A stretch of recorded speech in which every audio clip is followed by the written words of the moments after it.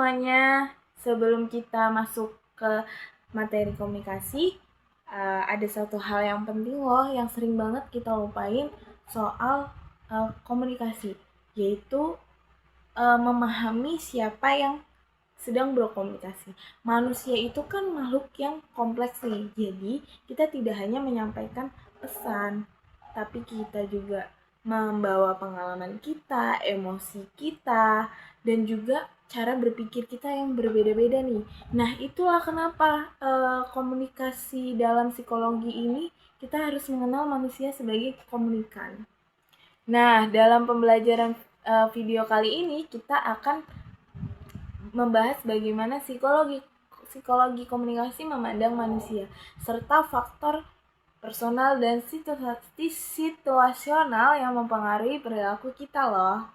Nah, di bagian pertama nih ada konsep psikologi tentang manusia nih, psikoanalisis. Nah, psikoanalisis berpendapat bahwa manusia digerakkan oleh dorongan alam bawah sadar mereka.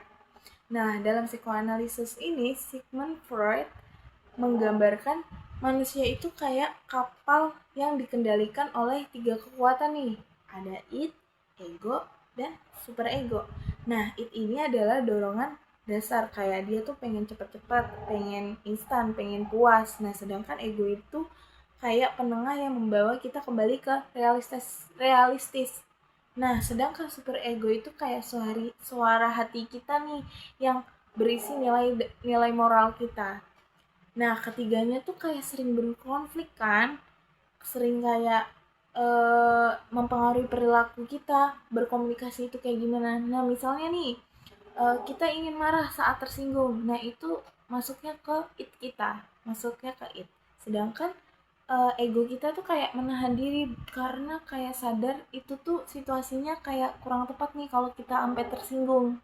Nah, sedangkan super ego kita tuh kayak merasa bersalah kalau sampai kayak kita tersinggung, marah, dan menyakiti orang lain kayak gitu. Itu masuknya ke super ego. Nah, yang kedua itu ada bioforisme. Manusia dibentuk oleh lingkungannya. Nah, berbeda nih dengan psikoanalisa. Behaviorisme itu cenderung percaya bahwa manusia hanyalah hasil dari proses kita belajar. Jadi, kita tuh terbentuk oleh kebiasaan dan hukuman dari lingkungan kita sendiri. Misalnya nih, kayak kita tuh kalau sering dipuji ya kita bakal ulangin lagi. Sedangkan kalau kita kayak sering melakukan tindakan yang mendatangkan suatu masalah, pasti kita bakal menghindari nggak sih? Nah, itu kayak bioforisme manusia dibentuk oleh lingkungannya. Nah, kita kayak itu juga berlaku loh kalau kita lagi komunikasi. Kayak misalnya nih, orang yang tumbuh di lingkungan penuh kritik, dia tuh pasti bakalan lebih cenderung berhati-hati ketika kayak ngomong, karena dia takut kan kalau dikritik, jadinya dia kayak hati-hati banget nih ngomongnya. Nah, sedangkan yang dibesarkan oleh lingkungan suportif, dia bakalan cenderung kayak ya dia percaya diri aja gitu. Nah, itu masuknya ke diaforisme. Nah, selanjutnya itu yang ketiga ada psikologi kognitif. Nah, manusia itu sebagai makhluk yang berpikir. Nah, kognitif itu melihat manusia sebagai kayak pemproses informasi. Jadi kita tuh nggak hanya menerima pesan aja nih, tapi kayak kita menafsirkan, mengelolanya, dan memahami kayak isi pesannya tuh apa sih kayak gitu. Kita tuh nggak hanya langsung mentah-mentah aja nih kita terima pesan itu. Jadi kita maknai dulu pesan dari seseorang itu seperti apa. Nah, ini manusia sebagai makhluk yang berpikir. Ketika kayak ketika dua keyakinan kita sama pikiran kita tuh saling bertentangan nih, kita tuh ngerasanya kita orang yang sabaran, tapi ada satu situasi yang kita tuh marah. Nah, ketidakcocokan itulah yang kayak ngebuat kita tuh berusaha mencari alasan atau kayak memperbaiki perilaku. Kayak kita pasti berpikir, aduh apa sih yang salah dari diri aku. Nah, itu masuknya ke kognitif. Selanjutnya itu ada humanistik. Nah, humanistik ini manusia yang ingin bertumbuh dan bermakna. Nah, humanistik ini pendekatannya lebih ke melihat manusia sebagai makhluk yang bebas, unik, dan sedang dalam proses berkembang. Jadi kalau kata Abraham Maslow, dia tuh bilang kalau manusia tuh ingin menjadi versi terbaik dari dirinya sendiri. Kita kayak pengen di ngertiin, pengen dihargai, pengen kayak mencapai aktualisasi diri kita. Nah, dalam komunikasi pendekatan humanistik tuh kayak menekankan empati dan hubungan yang tulus, kayak lebih ke dia tuh lebih ke fokus ke hubungan dalam berkomunikasinya, mungkin hubungan seperti sesama teman, sesama sahabat, sama orang tua, dengan orang tua, seperti itu. Nah, kita udah masuk ke dalam faktor personal dan situasional. Nah, di sini tuh manusia cara manusia berpikir dan memaknai pesan, perilaku kita dalam berkomunikasi juga dipengaruhi oleh berbagai faktor. Secara sederhana tuh kayak ada faktor ini bisa dibagi menjadi dua, yaitu faktor dalam diri dan dari luar diri. Luar diri kita. Nah, dalam diri ini faktor personalnya ada dua nih, faktor biologis dan sosiopsikologis. Nah, faktor biologis tuh kayak biasanya berkaitan dengan kondisi fisik dan tubuh kita. Misalnya nih, kondisi lelah, lapar, kurang tidur, atau faktor kayak bawaan seperti temperamen. Saat tubuh kita kayak lagi nggak nyaman nih dalam keadaan tersebut, biasanya kita tuh jadi lebih sensitif gitu loh. Jadi mudah marah atau kurang fokus saat berkomunikasi. Jadi cara kita merespon orang tuh seringkali kayak dipengaruhi oleh kondisi tubuh kita sendiri. Sering kan kalau kita misalnya kayak lapar banget tapi atau lagi kayak capeknya terus diajak ngomong pasti kayak tuh kayak males kayak gitu. Nah, itu faktor biologis kita. Nah, sedangkan faktor sosiopsikologis itu berkaitan dengan keadaan psikologis dan kebiasaan sosial kita. Misalnya ini faktor ini terdiri dari 3 bagian utama. Yang pertama itu ada emosi dan sikap. Nah, saat perasaan kita sedang baik, ya kita cenderung lebih sabar, lebih terbuka, kayak lebih enjoy gitu berkomunikasi. Sedangkan kalau misalnya sebaliknya kita lagi kesel, kita lagi sedih, pasti pesan kecil tuh, pesan sesederhana apapun bakalan bisa menyakiti hati kita. Nah, itu masuk ke emosi dan sikap yang pertama.